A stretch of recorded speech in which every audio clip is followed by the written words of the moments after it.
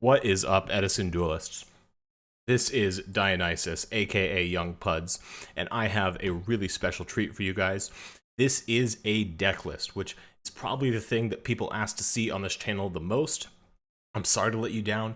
This is not my deck list. This is, in fact, a much better duelist's deck list. This is the deck list that ChessPrime1, aka Checkers, aka Chess, aka a number of other things, I assume, used to get top 8 at the Edison World Championship qualifier this past weekend. And we are fortunate, blessed, whatever you want to call it, enough to have ChessPrime1 here with us today.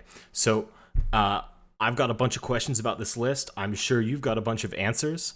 So let's just jump right into it. Let's not waste any time. Right off the bat, I want to ask the burning question that is on everyone's mind. Sangan in the main deck, yes or no? You say yes. Tell us why you say yes. I say yes because in game one, I think it is most important to optimize for your combo percentage above anything else. It's the game when we are most likely to win in our typical unfair way. And even though Sangan is pretty slow and pretty bad, it competes in your setup turn for the normal summon with hidden armor's restriction.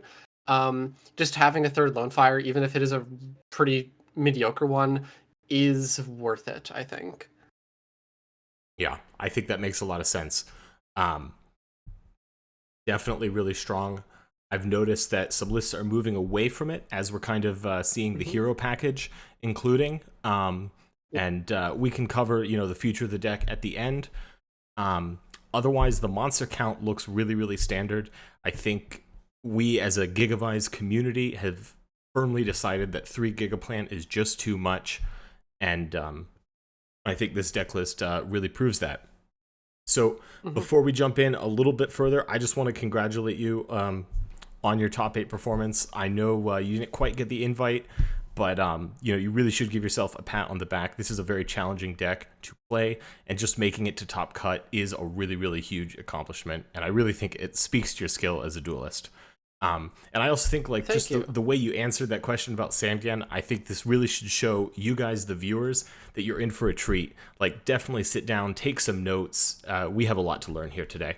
And the next thing I think that we could all learn about is the 3 super solar nutrient. Marcus was on this as well, we saw. And Sam, who I believe is the duelist who had the other top 8 list at Orlando, was not.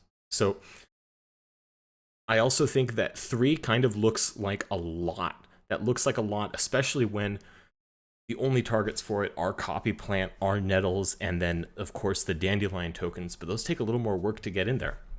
So is 3 super solar nutrient ever too much? Are you ever bricking on it? Are you ever drawing it when you've already seen Lone Fire Blossom? How are you handling those situations? Well, I wasn't finding myself breaking on it per se. It's a card that is surprisingly easy to turn on. You'll have lines where you end up summoning something like Dandelion and then syncering off with it mid combo, and then that turns on your Super Solar to keep playing, and you summon like a Brionac. And its presence in the list is shockingly beneficial to your combo percentage because it comes up in so many lines um, as your primary lone fire access.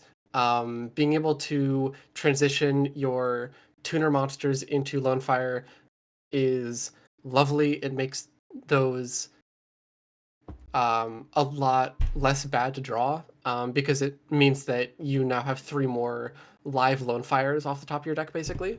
Yeah, definitely. And worst comes to worst, and worst comes to worst, we're playing 3 discard traps and 2 DDR, and if you have a dead super solar nutrient, that's always like an easy pitch to those. Post combo, if we've already used both lone fire, we are likely to be activating DDR at some point during that game, or winning regardless. So uh, any dead draw, like a super solar nutrient in that situation, does still have some value, if only in being a card you can burn. Definitely, definitely. And DDR, I'm sure you guys, the viewers, have seen DDR come in really clutch in some of my replays. I'm sure if you've played the deck, you know how strong DDR is. I really see DDR as kind of like a checkmate scenario. You know, if you're playing this deck and you open combo, it used to be that you know if you open combo, resolve it on turn one, like that's it. The game is over and you've won. But that's just not the case anymore. Yu-Gi-Oh players are nothing if not competent and resilient, despite how it might seem sometimes. And I do think everyone really has adapted to the Gigavise combo, but it doesn't take away the strength of the Gigavise deck. And being able to, late in the game, drop a DDR into a simplified game state, bring back a Gigaplant, bring back a Lone Fire, and go into Gigaplant, immediately normal summon the Gigaplant, bring back a Titanial, bring back a Tuner. That's such a powerful way to close out a game or take control of a simplified game state. Mm-hmm. So, you know, while we're touching on the equips here, I think we don't have to spend a lot of time. 7 equips really is the standard, unless you're trying to do something that involves milling, which I just can't recommend against enough. 7 equips and the 3 hidden armory is what you want. These cards are gas. The synergy with Mark of the Rose and DDR is so powerful. And then circling back with Super Solar, you were talking about Copy Plant and Nettles and Super Solar, you know, making those live cards.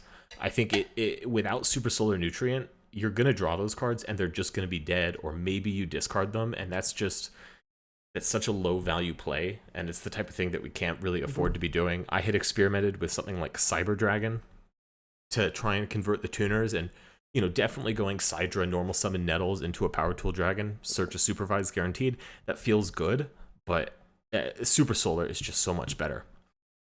So the next thing that I'm seeing in this list that isn't quite standard, you are playing the 3rd Miracle Fertilizer. Can you tell us about that? Why did you decide to play all 3? Absolutely. I chose to play all 3 because this deck has 2 real outcomes after you resolve your mainline combo. You either are winning through all of the +1s that are left on your board, or they have an incredibly strong hand and they trade almost all of it to destroy almost all of your resources. And in those situations, which you'll find yourself getting into fairly often, Miracle Fertilizer is probably the best draw in your deck for winning at parity in those simplified game states. Additionally, this deck is only comboing on the first turn of the game about 34% of the time in between those. So it is very useful to have cards like Miracle Fertilizer for the post turn 1 combo turns where you might need that additional extension. You might have situations where you discard for hand size to set up something like a Gigaplant in your graveyard to then reborn with Miracle Fertilizers. That's a pretty common way to initiate like a scuffed combo, which can get you there, or at least get you stabilized in a lot of positions. Yeah, Um, the hand I size, feel I like think that's a really good thing to know and to be comfortable with. It doesn't come up a lot. Sometimes it's not going to be enough to get you there, but just having that as an option to get plays started is definitely valid, and it definitely is legitimate. I mean, a 2400 body is not nothing in Edison format. Getting out a Titanial even, that's huge. So I definitely think you're onto something with that hand size angle. yeah, like think about how much just like a Kai's will stick for a turn. Like Gigaplant is probably going to be sticking about the same amount of the time, um, and if it sticks, you're probably winning the game, just off of the sheer like advantage compounding. So yeah, Definitely, definitely. Um, Foolish Burial, Gold Sarks, I think those are pretty self-explanatory in a deck like this. We're yeah, trying to find a key card. We want to get tokens for free off of Dandelion. I'm not going to waste anyone's time about those. Same with Heavy Storm, Trunade. Like, these are cards, these are 5 spells that you should have in every single Gigavise list. They are so strong. I feel like Gold Sark is honestly, provided, I have the rest of the equips in hand to support it, I would rather start by Gold Sark DDR for Lone Fire because I still have my normal summon. It just feels like such a strong card. And then rounding out your spells, I see you are on the 3 Upstart Goblin. And now this is a fantastic card because it's going to make you more consistent game 1, and then you can just side it out games 2 and 3, right? You could do that. Technically, that is a legal action you can take. However, Upstart Goblin is one of the single most impactful inclusions for upping your percentage of combo turn 1, and for upping your percentage of side card seen. And there are enough other cards that you can side out that will have less of an impact on your combo chance and won't be worth keeping in compared to that just raw increase that Upstart provides. Like, you could be siding out your Sangan almost always. You could be siding out the Raigeki Break, a Wing Blast. You might, if you're going second, you could side out a Solemn Judgment. You might side out Super Solar Nutrient if you're playing a slower matchup where you don't need immediate Lone Fire access that much. Like, there is enough here that you can remove that doesn't have as large of an impact and doesn't eat into the across the board consistency of your entire deck push side. Definitely. I'll be honest, I'll come clean. I was baiting with that question. I know how good Upstart is in the main deck. I've seen the numbers, folks. I have access to the elite private sims that have been developed by the super geniuses behind the scenes. Shout out, you know who you are. And Upstart Goblin is increasing your chance to open combo by something like 6%, honestly, which is really crazy. And it's because so many of the combos are not just straight up Lone Fire supervised. They're these weird 2, 3, 4 card combos. And so just thinning out your deck down to 37 really does make a huge difference. So if you are currently siding out Upstart, stop it. I'm saying it. More importantly, ChessPrime1 is saying it. That should be enough reason. Now, you did touch on your discard traps as side-out targets, and I think it's really interesting that you've gone ahead and chosen to play the 1 Raigeki Break and then the 2 Phoenix Wing Wind Blast. I think we're seeing 3 discard traps be pretty standard, but this 2-1 split is definitely interesting. So can you speak to that? Yeah. First of all, I agree. It feels like it has been relatively standardized that 3 discard traps is the right ratio to manage how discard intensive your deck is while still having this card that can enable combos and is incredibly versatile in answering different threats. The 2-1 split is something I disagree with in hindsight.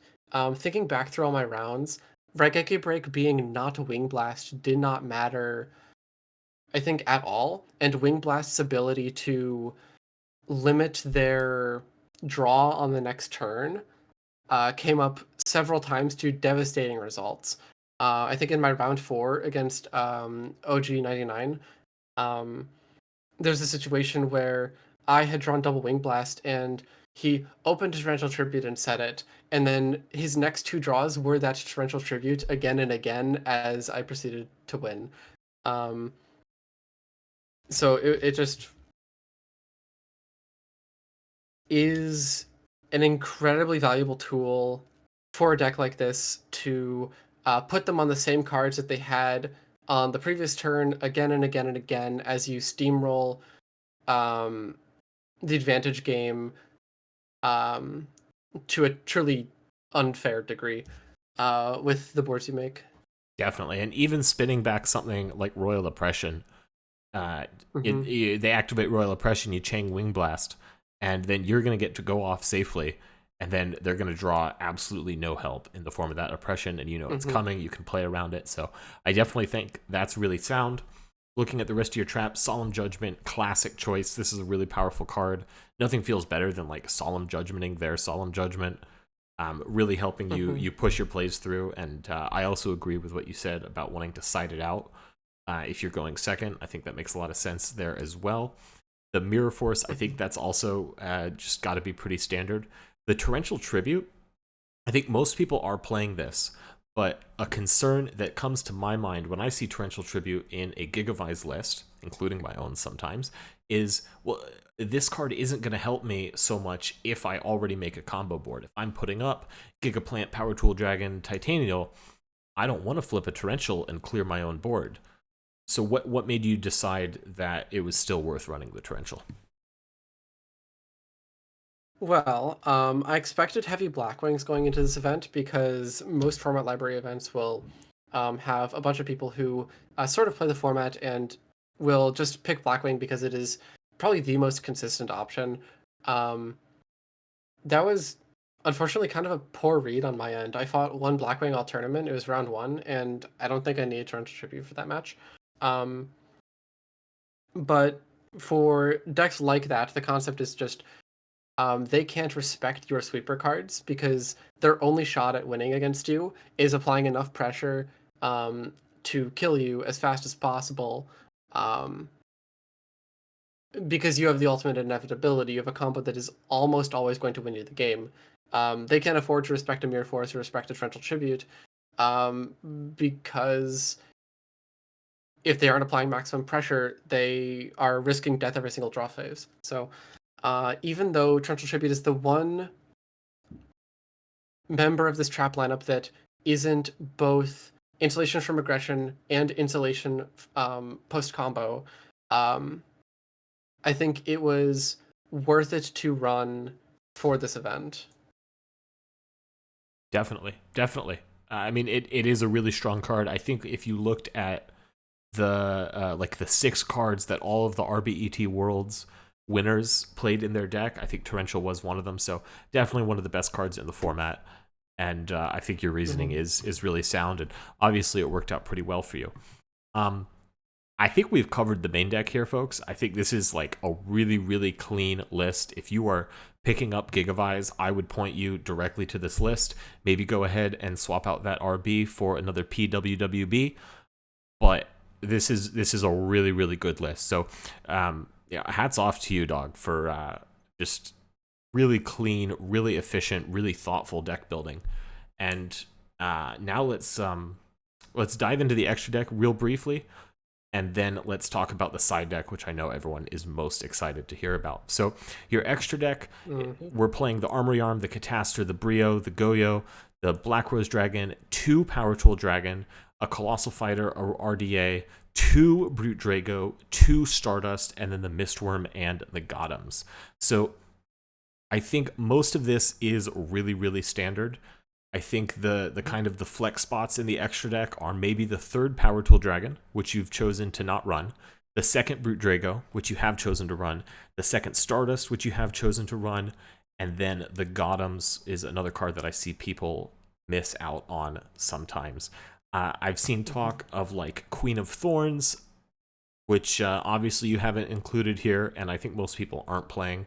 So I guess I'm most interested in the double Brute Drago and the double Stardust. So starting with the Brute Drago, do you think that 2 is necessary, or can people at home save a little bit of money and not drop the extra $50 for a second one of these guys? Now, I'm incredibly tempted to cope and say you only need one, seeing as I'm someone who did buy only one copy ahead of the buyout myself.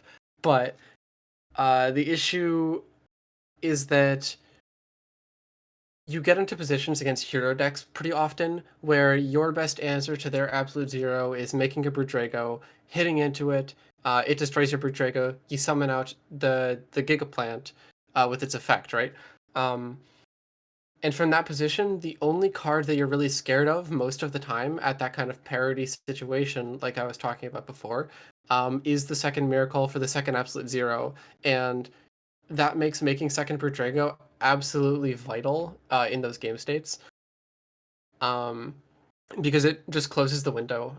Use so many good top decks that will get you back into that Gigaplant with like fertilizer, with Mark DDR, um, that you aren't super invested in keeping that Gemini effect Gigaplant around, and it's best to just fully close off their ability to come back into the game, stick a Brute Drago, and just win from there.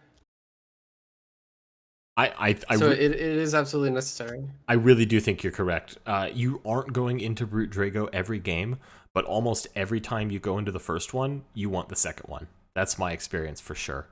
And now the second Stardust Dragon, I think this is a little less controversial, partially because Stardust has a million reprints. You could even play that god-awful alternate art if you were... whatever, I'm not going to say any mean words. But I feel like maybe there's a lot of situations where you don't need the second one. So do you think you could tell us a couple examples, or maybe even just one example of when the second Stardust is going to come up? Yeah, absolutely. Something that you'll see side against you pretty often is Book of Moon. I've been noticing an uptick in it in people's sides, like on ladder and in watching replays from Edison War League and and tournaments where I'll be seeing Book of Moon more and more and more.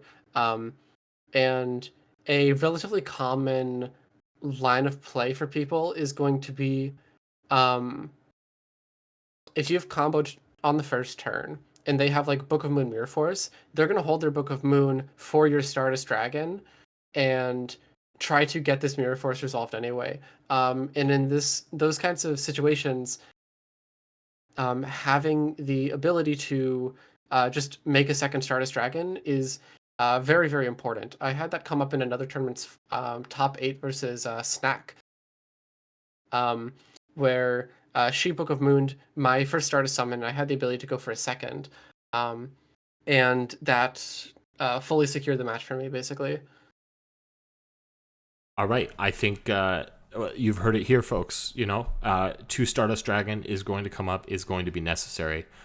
And I really think this is just a solid extra deck. There's nothing wrong with it. The third Power Tool Dragon comes up so rarely. I will say I did have it come up today because I was trying to dig for the Mark of the Rose, and then I missed anyways on my third try, which felt awful. Shout out. I saw that replay. Yeah, the Ice Queen. Shout out the Ice Queen for proving my thesis about 66% rounding up just completely wrong. Must have been a fluke. Anyways, let's talk about your side deck. This is what I think people are really here to see. Yeah. I want to preface this with I would consider this an 11 card side deck. Soul Exchange and Mobius were not impactful for me at all in this tournament. I think that we need to be optimizing to get 1 side card and like 4 combo cards in our hands. Like that kind of ratio. And if we are playing for a 2-card combo that hypothetically clears like Dyna plus RO plus another backrow, that just isn't going to happen enough into those game states for it to really turn the tide. Something like Breaker does that so much better, and after this tournament I've gotten on 3 Breaker, and 3rd Book of Moon and a Smashing Ground in the space of those cards. Just before we discuss anything else, those cards shouldn't have been in the side deck. Okay, well, thanks for being upfront with us. I couldn't agree more. I've seen a lot of folks experimenting with the Soul Exchange stuff, maybe even some Vanity's Fiends as well.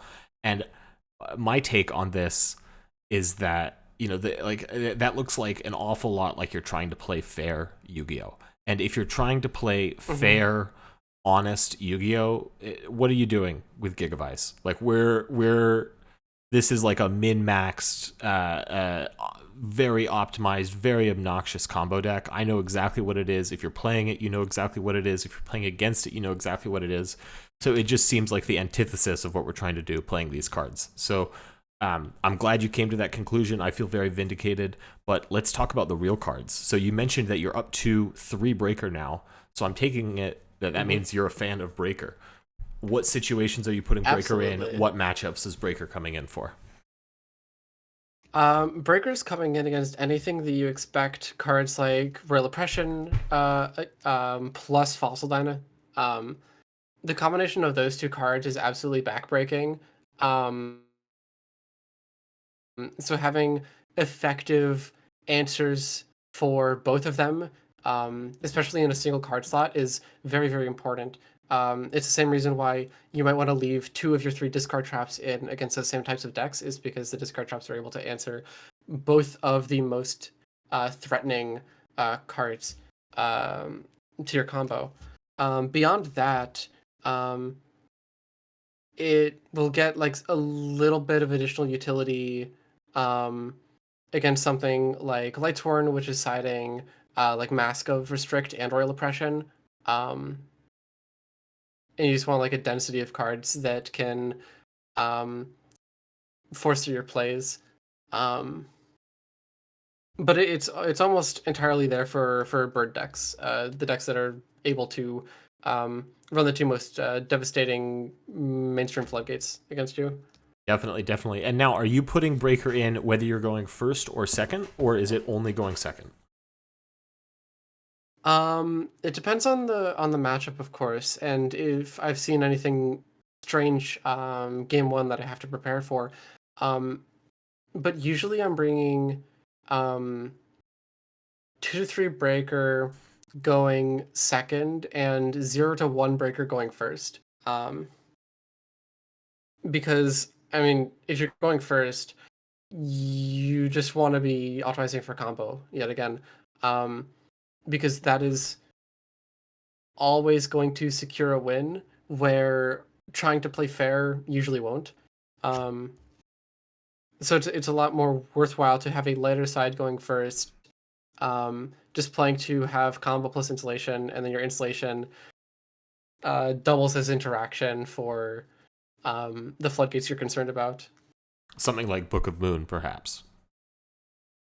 Yes. Book of Moon is absolutely phenomenal in this deck for several reasons. It excels in the mirror, obviously. If you book their Gigaplant, that oftentimes will just stop their whole turn or hamper it to the point that you can have an incredibly strong clapback. It's interaction under World Decree, so bringing them together is very, very strong. It's a way to answer Fossil Dyna and Vanity's Fiend. And it has some really, really nice interactions with 2 of your staple spells in your main deck, Miracle Fertilizer and Mark of the Rose. I know you've talked at length about how you can use Mark of the Rose plus Book of Moon to permanently steal their card. I know that's come up in at least a couple of videos of yours. But you can also use it to unlink a Miracle Fertilizer summon from Miracle Fertilizer. So if they are using like a 1-for-1 removal spell on Titanial that you summon back with Miracle Fertilizer, you can just Book of Moon your Titanial and keep your Fertilizer. And functionally, they traded a removal spell for your Book of Moon instead of for your boss monster, because it'll just come back. Yeah, that's really, really strong. I'm honestly, I'm not even sure I was aware of that interaction. So it just goes to show how good of a game Yu-Gi-Oh is. You know, you can play 2,000 matches and still learn something. So that's really fantastic. That's something that I'm going to keep in mind, and that's something that you, the viewer, should also be keeping in mind. Book of Moon, fantastic card for those reasons.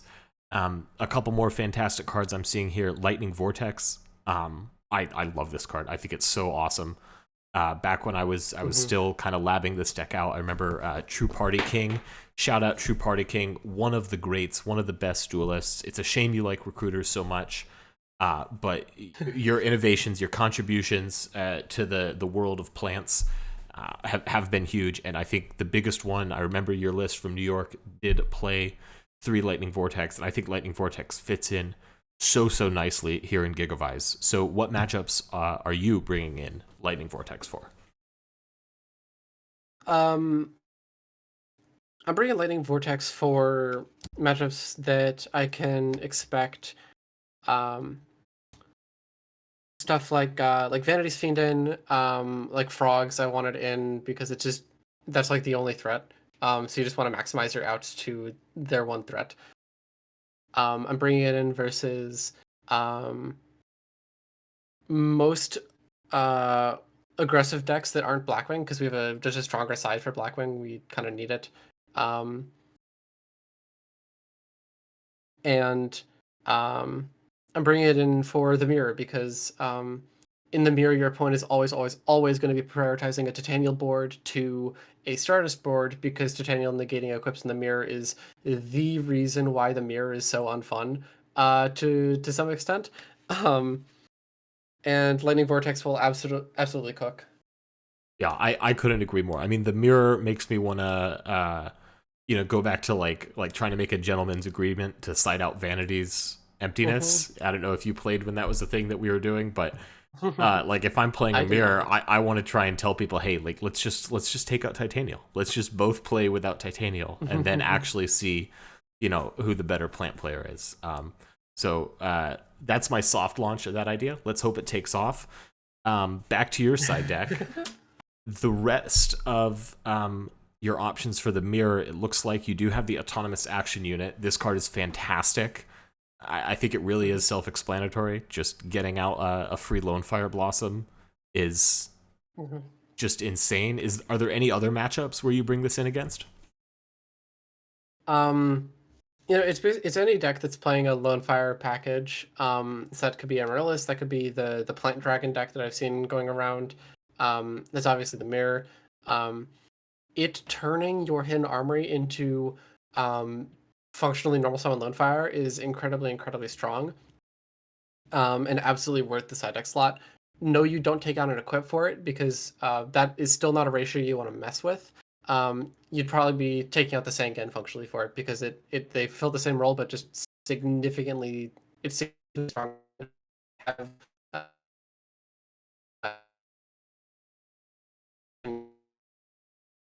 for it. I think we might have lost you there, but I definitely heard the part about it being just straight up better than Sangan, and I couldn't agree more about that. Next, I believe this is also for the mirror. I see you are on the Morphing Jar number 2. This is a scary card, folks. This is a card that keeps me up at night. Look at that. Look at that menacing grin it's got. This is something that I should fear, and I think you're really smart for citing it in. So did it ever come up? Were you ever able to deck someone out with it?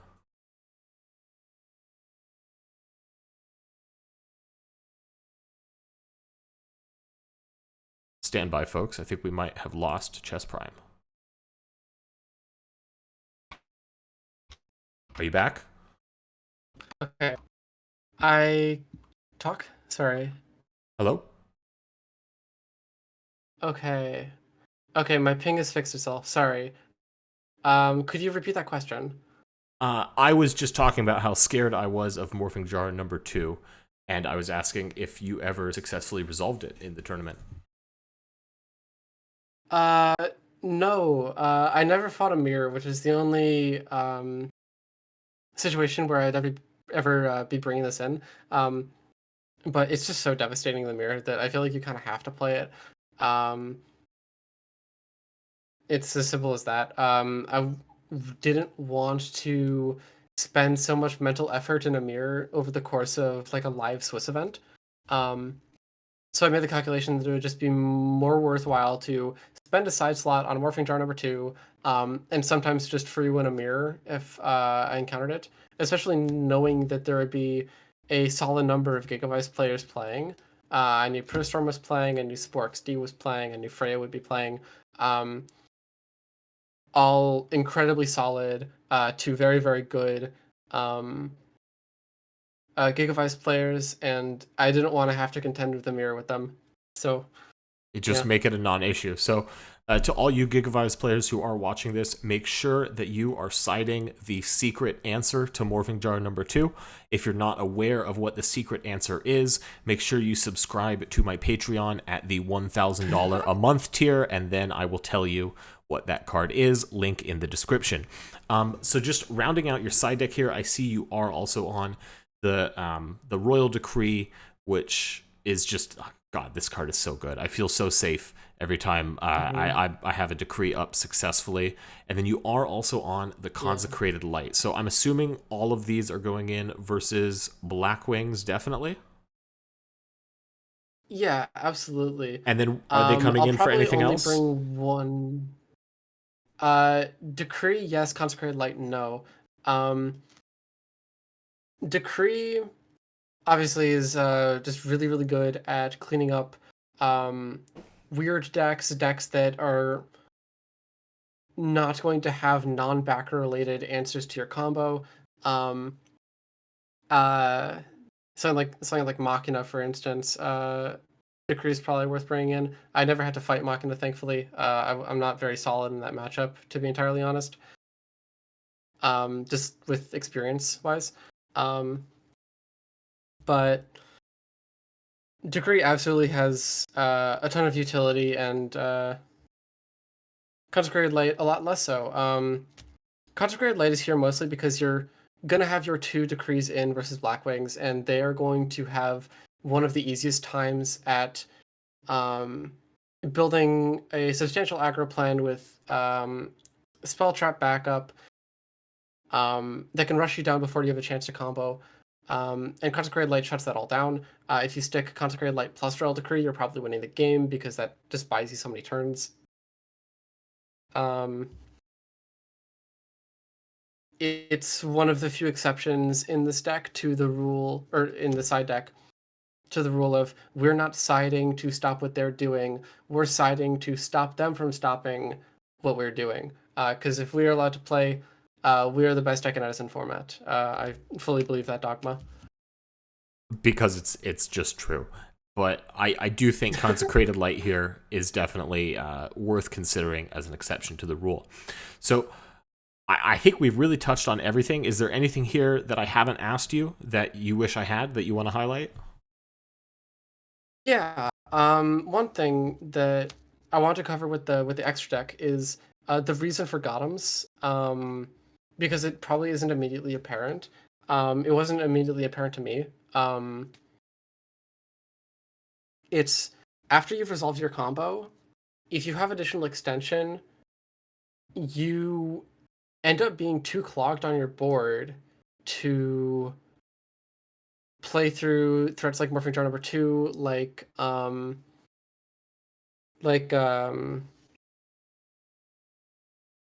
like wider duplock sometimes. So you want to be able to reborn Nettles and synchro Nettles and Power Tool Dragon for Gothams, use Gothams effect, and now you've cleared up board space so you can keep playing. Which is not the kind of thing that should be happening in Edison format, but it comes up enough that it's absolutely worth the extra deck slot. Definitely, definitely. I also think something like taking a Machina Fortress and not having copy plant access, you only have Nettles, and you need to synchro summon something, that is definitely going to come up. Yeah. I also think I could think the reason I started playing Gothams, what finally convinced me, was my opponent had left a Gale on his side of the field, and if I had a Gothams, I could have taken his Gale and then made Gothams with my Gigaplant and won the match, but I didn't have Gothams, so I lost. Ever since then, I think that was the use case that let me put it in, but it has come up so often as a way, exactly like you said, to clear out space. So definitely Gothams, absolutely a must include. Now, looking into the future of the deck, you mentioned that we would change up these 4 slots with the Soul Exchange and the Mobius. You also mentioned that you would go to 3 Phoenix Wing Windblast. But I'm really curious what you think of the Future Fusion Alias package. Is this something you've tested? Is this something you plan on including in your list in the future? What do you think about it? Okay. Um, I haven't had the chance to test it yet. My efforts have been going towards something that I want to plug at the end of this interview. Um, but we were talking in the EdisonFormat.com Discord server's Gigavise channel, and I ended up running the numbers with those simulations that you mentioned earlier. And Future Fusion is increasing your combo percentage, even factoring in the chance that you draw both 8 and its brick, by like 4%, just by including 2 more cards in your deck. And that is a substantial enough improvement. It brings you to like 37.2% combo, somewhere around there. That at the very, very, very least, I think it is a incredibly serious consideration to maybe be in here over Torrential Tribute and Sangan, for instance. I'd have to think on it more and test different ratios. Um, but I think that might be where the 3 super solar nutrient build is headed in the future. Is Future Fusion, ironically enough. That'd probably cut Stardust Dragon out of our extra deck for the Elemental Hero Gaia. And I think that the Elemental Hero of choice has to be Alias. It has the incidental Gemini synergy that'll come up once in a blue moon, but that's more often than any of the other use cases for any of the other Elemental Heroes. So I think it just has to be Alias as the other. Alias also is able to run over a fossil dino, which is not irrelevant. And something that I think is really cool that I didn't even see, someone actually mentioned it being a possibility that could have won me a game that I ended up losing, that I posted on the channel the other day, is you could discard it, the Alias for Black Brute Jago to pop a spell and trap. Mm, And, that's true. I used to play 3 Gigaplants in all my lists, and I would use the Brute Drago effect way more often, and it is really good. I mean, discard 1, destroy a spell or trap, just having that 1-for-1 interaction, simplifying the game state down even further with a card like Brute Drago that thrives in a simplified game state, that's really good. So I definitely think the hero stuff has potential. I'm going to keep testing it. I think you, the viewer, should test it as well.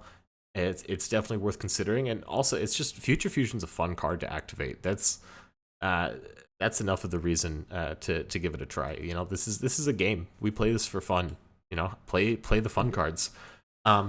So I want to thank you for taking the time to talk to me about this.